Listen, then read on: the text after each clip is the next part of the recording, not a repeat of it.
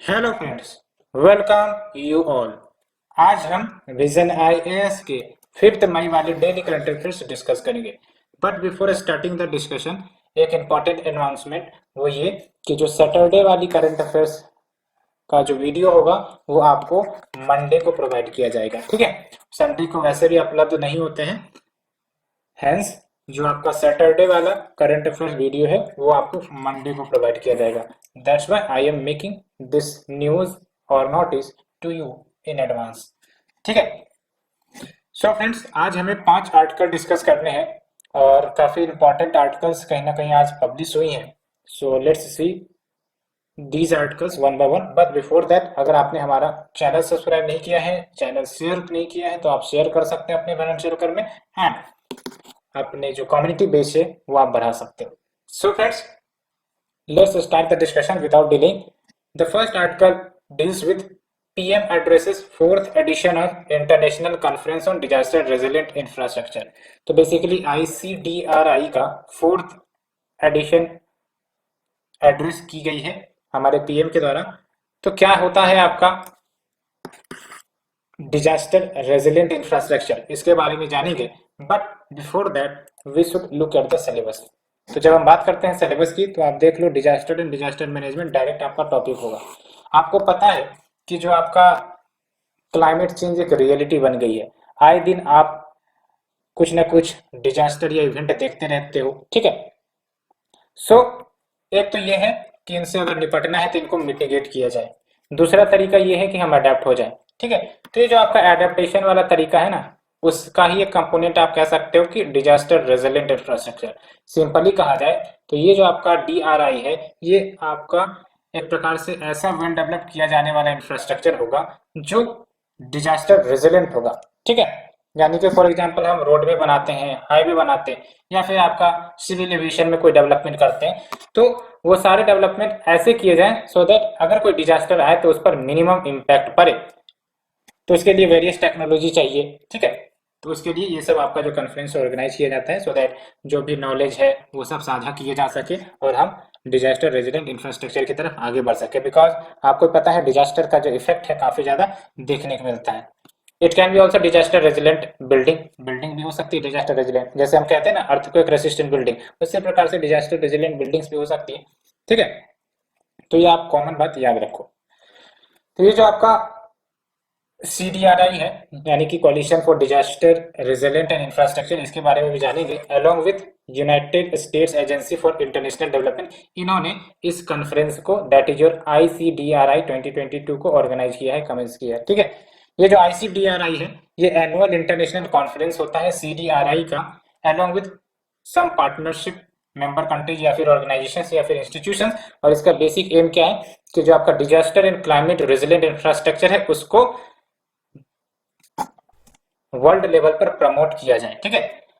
For example setting the technology like that. इनसे benefit क्या होगा? तो बेसिकली एक तो इंफ्रास्ट्रक्चरल लॉस कम होगी अगर कोई डिजास्टर आएगा। दूसरी इंपॉर्टेंट बात ये कि जो आपका लाइफ है, ठीक है, लाइफ रिलेटेड लॉसेस वो भी कम होंगे। एंड अगर हम बात करें CDRI की, तो ये आपका ग्लोबल पार्टनरशिप है जिसमें आपके नेशनल गवर्नमेंट, यूनाइटेड नेशन की एजेंसी, मल्टीलेटरल डेवलपमेंट बैंक्स, ये सब शामिल हैं। और ये ध्यान रखना है आपको कि जो CDRI इनिशिएटिव है वो हमारे प्राइम मिनिस्टर के द्वारा ली गई थी at the United nation climate action summit 2019, जो आपका न्यूयॉर्क USA में हुआ था। ठीक है। And it is led and manage by national government. तो जो भी देश के अपने अपने नेशनल गवर्नमेंट होंगे उनके द्वारा ये मैनेज किया जाता है, जहां पर जो नॉलेज है वो जो भी जनरेट हुई डिजास्टर रेजिलेंट इंफ्रास्ट्रक्चर से रिलेटेड, टेक्नोलॉजी से रिलेटेड, वो सब साझा किए जाते हैं। ठीक है। सो दैट जो देश है वो एक दूसरे से बेनिफिट कर सके। एंड इसका एम क्या है? तो रेजिलियंस ऑफ इंफ्रास्ट्रक्चर सिस्टम को प्रमोट करना सो दैट कोई भी क्लाइमेट एंड डिजास्टर रिस्क हो उससे हम रेजिलियंट हो सके एंड सस्टेनेबल डेवलपमेंट इंश्योर कर सके। एंड जो रेजिलियंट इंफ्रास्ट्रक्चर मार्केट प्लेस है ये प्रमोट करता है एज वेल एज स्ट्रेंथन करता है वेरियस अपॉर्चुनिटीज को for the public and private sector को एंगेज कर सकते हैं various best practices related to the disaster and climate resilient infrastructure. क्या है इसका हेडक्वार्टर? तो न्यू दिल्ली, इंडिया में ही है। एंड जो मेंबर्स हैं अभी फिलहाल 25 कंट्रीज प्लस 7 इंटरनेशनल ऑर्गेनाइजेशंस हैं। And we have also Sendai framework for disaster risk reduction, इसके बारे में तो हमने डिस्कस भी किया था। This framework deals with disaster risk reduction for the period 2015 to 2030, इस फ्रेमवर्क को इंप्लीमेंट करने का टारगेट है। एंड इसमें भी कहीं ना कहीं डिजास्टर रेजिलेंट इंफ्रास्ट्रक्चर को रिकॉग्नाइज किया गया है एंड 4 स्पेसिफिक टारगेट्स ये सेट करता है। क्या है 4 स्पेसिफिक टारगेट देख लो। ग्लोबल डिजास्टर मोर्टिलिटी को कम करना है, यानी कि death related to the disaster उसको कम करना है। साथ ही साथ जो नंबर ऑफ पीपल जो अफेक्ट होते हैं डिजास्टर से उसको भी कम करना है। साथ ही साथ जो डायरेक्ट डिजास्टर इकोनॉमिक लॉस होता है, डिजास्टर आने के बाद बहुत सारी इकोनॉमिक लॉस होती है, तो जाहिर सी बात है उसको भी कम करना है। And next and last is reducing the disaster damage to critical infrastructure. Critical infrastructure वैसे इंफ्रास्ट्रक्चर होते हैं जो काफी ज्यादा महत्वपूर्ण होते हैं, जिसके डैमेज के कारण पूरी जो इकोनॉमी है, पूरा जो सिस्टम है वो कोलैप्स हो सकता है। That's why these are critical infrastructure. For example banks की ही बात कर लो तो ये सब आपका क्रिटिकल इंफ्रास्ट्रक्चर में आते हैं, ठीक है। तो फ्रेंड्स ये हमने आर्टिकल नंबर 1 डिस्कस किया। Let's move to the article number 2। 76% of prisoners are under trials, the ratio is highest in Delhi and Jammu and Kashmir. तो बेसिकली अभी एनसीआरबी का डाटा की बात करें, डाटा ऑफ 2020, तो उससे निकल कर आया है एनालिसिस कि जो आपके 76% प्रिजनर्स है, यानी कि प्रिजनर्स यानी कि जिनको किसी केस में बेसिकली अरेस्ट किए गए हैं, है ना, उनको प्रिजनर्स कहते हैं। तो दे आर, आप देख सकते हो 76%, काफी ज्यादा है लेकिन। तो अगर हम बात करें सिलेबस की तो देख लो, आप सिलेबस की बात करते हैं पहले। तो article number 2 deals with mechanism, laws, institutions, bodies constituted for the protection and betterment of vulnerable section. तो जो एनसीआरबी डाटा 2022 है, इसके अनुसार अगर देखें तो दिल्ली और जम्मू एंड कश्मीर में तो सबसे ज्यादा highest ratio of under trials रहा है। कितना है आपका 91%। उसके बाद बिहार, उसके बाद पंजाब, देख सकते हो, ठीक है। एंड अगर हम बात करें अंडर ट्रायल्स का, तो अंडर ट्रायल्स का मतलब क्या होता है, जैसे फॉर एग्जांपल कोई पर्सन है, उसको पुलिस ने अरेस्ट कर लिया, डिटेन कर लिया, ठीक है, for the charge of a crime. अब जाहिर सी बात है इसका ट्रायल होना होता है। ट्रायल होने का मतलब ये होता है कि बेसिकली वो व्यक्ति सचमुच में कन्विक्टेड है या फिर नहीं, उसका फैसला जज करती है, कोर्ट करता है। तो जब ये फैसला आ जाता है तो उसको हम कहते हैं ट्रायल्स, ठीक है। लेकिन आप देख सकते हो अंडर ट्रायल्स के परसेंटेज 76%। अदर की फाइंडिंग क्या है, तो आप देख लो 27% of all the under trials वो आपके इलिटरेट रहे and 41% has dropped out before class 10, यानी कि 41% अंडर ट्रायल पर्सन ऐसे हैं जो क्लास 10 पूरा करने से पहले ड्रॉप आउट हो चुके हैं, ठीक है। And about 30% of the under trials वो लगभग जेल में गुजार रहे हैं, 1 साल से ऊपर हो गया है इनका, जबकि 65% को 3 महीने से पहले रिलीज नहीं किया जा रहा, ठीक है। एंड जो भी अंडर ट्रायल्स हो रहे हैं उसमें देख लो 76% of them are charged with offences under the Indian penal code, जबकि बाकी जो है 24% उनको चार्ज किया गया है under the various acts like arms act, narcotic drugs, psychotropic substances, various act जो भी है, यूएपीए, ठीक है। तो इनिशिएटिव्स क्या लिए गए हैं, क्या ये इंडिकेट करता है कि कहीं ना कहीं जो आपका अंडर ट्रायल्स है वो काफी ज्यादा परसेंटेज में है, तो इसको हमें कम करना पड़ेगा, ठीक है। क्योंकि एक प्रकार से यूं कहो कि व्यक्ति के फंडामेंटल राइट्स भी तो वायलेट हो रहे हैं ना, तो ये देखना पड़ेगा। एंड अगर हम बात करें इनिशिएटिव जो लिए जा रहे हैं गवर्नमेंट के द्वारा to ameliorate the issues face by the under trial, तो एक तो ये है कि फास्ट ट्रैक कोर्ट्स एस्टैब्लिश की गई है and we have the faster scheme, fast and secure transmission of electronic records scheme, जिसके तहत जो कोर्ट होंगे वो instantly, directly and securely electronic माध्यम से बेल ऑर्डर पास कर देते हैं जेल अथॉरिटीज को, district courts and high courts को, ठीक है। सो दैट डिले ना। And we have the national legal service authority NALSA, ये तो आपको भी पता होगा, इसके बारे में पढ़ा भी होगा आपने। इन्होंने वेब प्लेटफॉर्म लॉन्च किया है सो दैट फैसिलिटेट कर सके अंडर ट्रायल प्रिजनर्स को for providing them the free legal services when they requires. And issues क्या फेस किए जाते हैं अंडर ट्रायल्स के दौरान, तो पहली बात तो बताओ, ओवर क्राउडिंग तो होगी, ठीक है, prison violence, lack of health care facility, corruption and extortion in prisons, ये सब चीजें देखने को मिलती हैं। सो फ्रेंड्स हमने फर्स्ट सेकंड आर्टिकल डिस्कस किया। Let's move to the third article, submarine tech that India want. तो बेसिकली सबमरीन के बारे में हम जानेंगे, आपको प्रोजेक्ट 75 के बारे में भी जानने का मौका मिलेगा। प्रोजेक्ट 75 आई है क्या, जिसके तहत बेसिकली स्कॉर्पिन सबमरीन बनाए जा रहे हैं, जैसे फॉर एग्जांपल कलवरी, खांडेरी, करंज, वेला। इसके बारे में आपने सुना भी होगा। तो सबसे पहले हम सिलेबस की शुरुआत करते हैं। तो article number 3 deals with the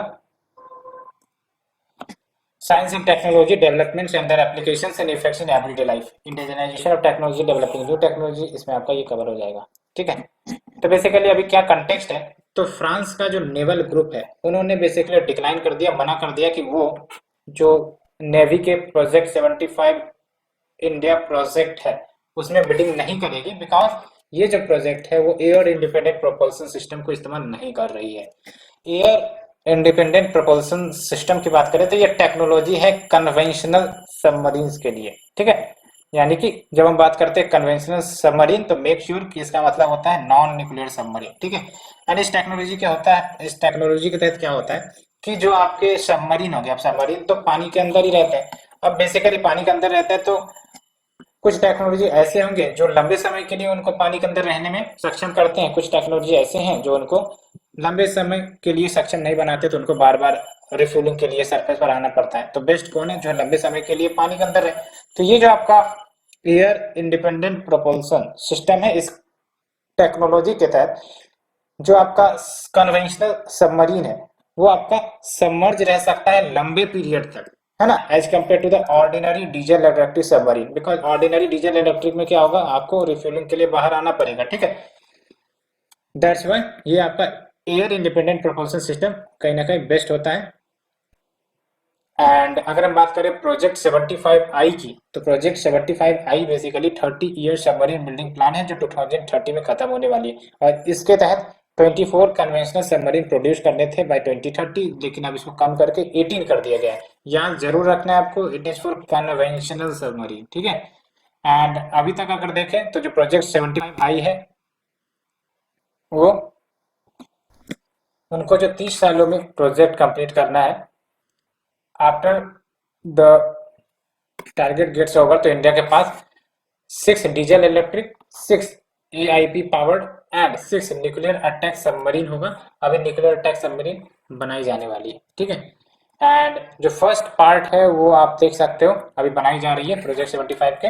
और जब हम बात करते हैं प्रोजेक्ट 75 की, तो इसके तहत 6 सबमरीन या फिर 6 scorpion submarine of diesel electric design बनाए जा रहे हैं, जिसमें से 4 जो है आपका कलवरी, खांडेरी, करंज और बेला ऑलरेडी डिलीवर कर दी गई है इंडियन नेवी को और इसको कमीशन भी कर दिया गया है। अन्य जो 2 हैं 6 में से वगीर और बागशीर। ठीक है। और स्कॉर्पियन सबमरीन की बात करें तो ये various type of missions undertake कर सकती हैं, चाहे वो आपका एंटी सरफेस वॉरफेयर हो, एंटी सबमरीन वॉरफेयर हो।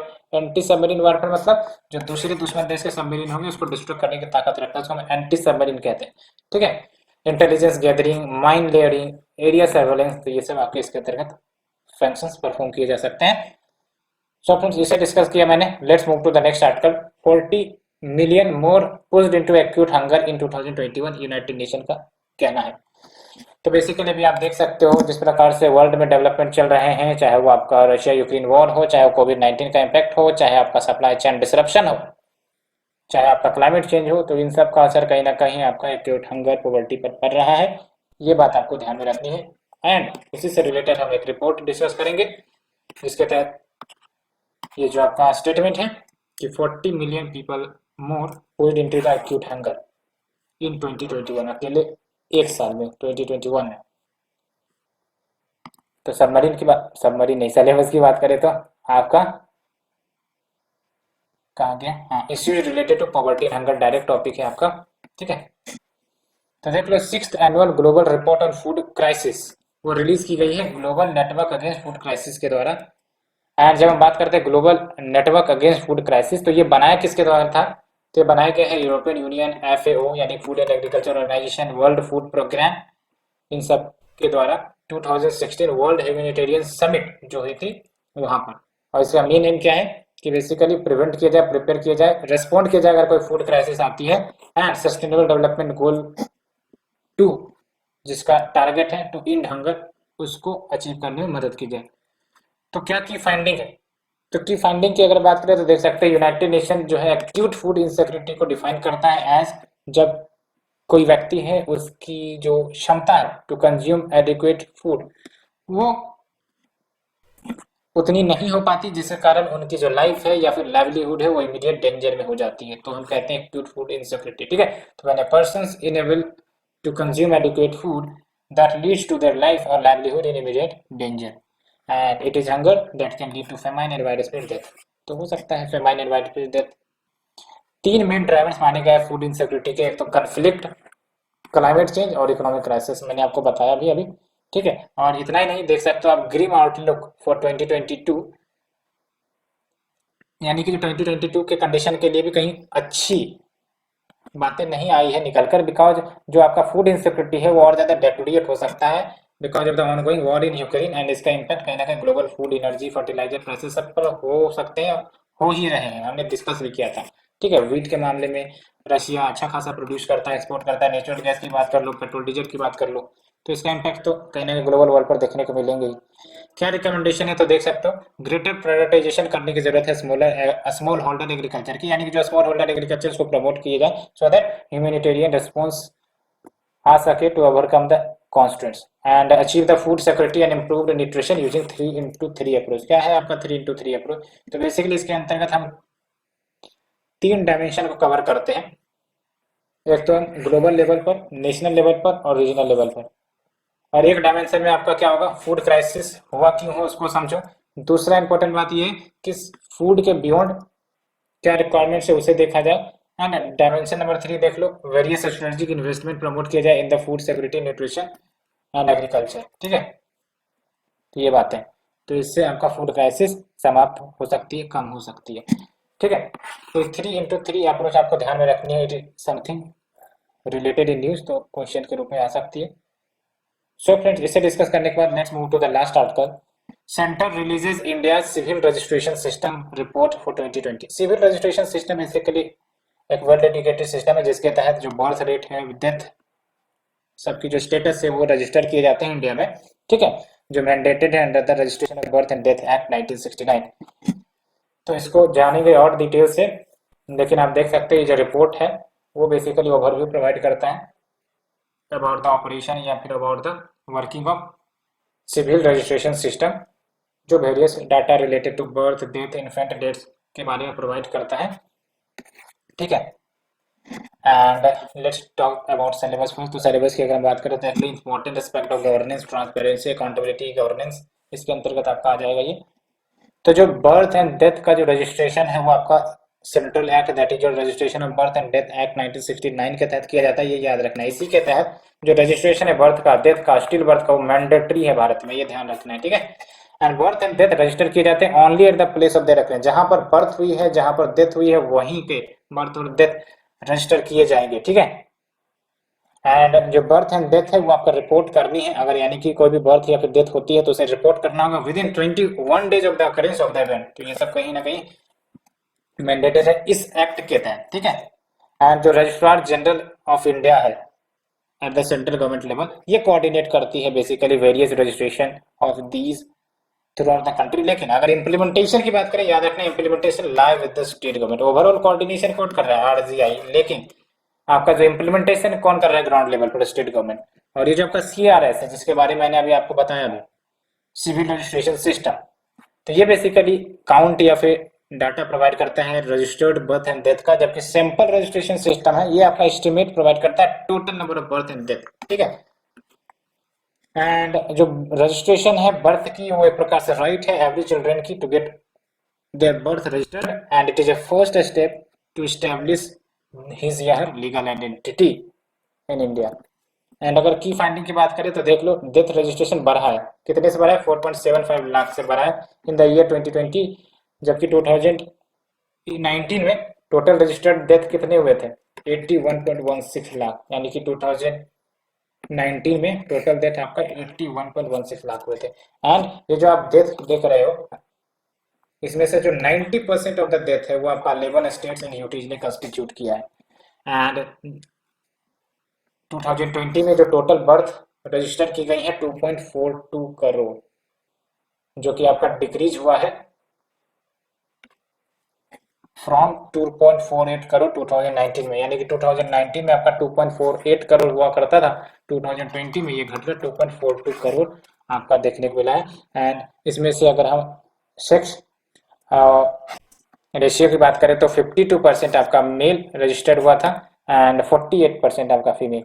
एंड लद्दाख में highest sex ratio at birth देखने को मिला अक्रॉस द इंडिया, उसके बाद आपका Arunachal Pradesh and then Andaman and Nicobar. ठीक है, सो फ्रेंड्स ये हमने ऑल आर्टिकल्स डिस्कस किए। होप आपको ये सारे आर्टिकल्स अच्छे से आ गई होगी। आज के लिए इतना ही friend, thank you very much. फिर मिलते हैं मंडे या फिर ट्यूसडे को, ठीक है।